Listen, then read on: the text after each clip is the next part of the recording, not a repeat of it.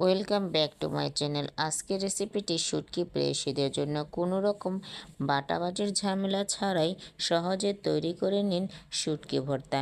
এই শুটকি ভর্তাটি একবার এভাবে বানিয়ে খেয়ে দেখুন। যাদের মুখে রুচি নেই তারাই অনায়াসে 2 প্লেট ভাত খেয়ে নিতে পারবেন। শুটকি ভর্তাটি তৈরি করার জন্য প্রথমেই একটি পাত্রে শুটকিটাকে দিয়ে একটু ভেজে নেব।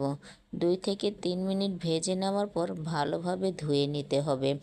এবার সেই পরিষ্কার করা শুটকিটাকে পাটা কিংবা কোনো ছেঁচুনিতে নিয়ে আধা ছেঁচা করব। এবার একটি পাত্রে তেল ছেড়ে দিয়ে তাতে পেঁয়াজ কুচি দেব। পেঁয়াজটা যখন একটু বাদামি হয়ে আসবে তখন তাতে দেব হলুদ গুঁড়া, লাল মরিচের গুঁড়া, ধনিয়া গুঁড়া ও একটু আদা পেস্ট। এবার এই মশলাটাকে ভালোভাবে কষিয়ে নেব।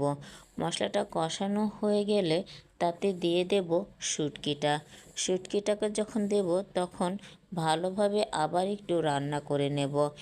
এবার 3 থেকে 4 মিনিট ভালোভাবে রান্না করে নিলেই তৈরি হয়ে যাবে শুটকি ভর্তা।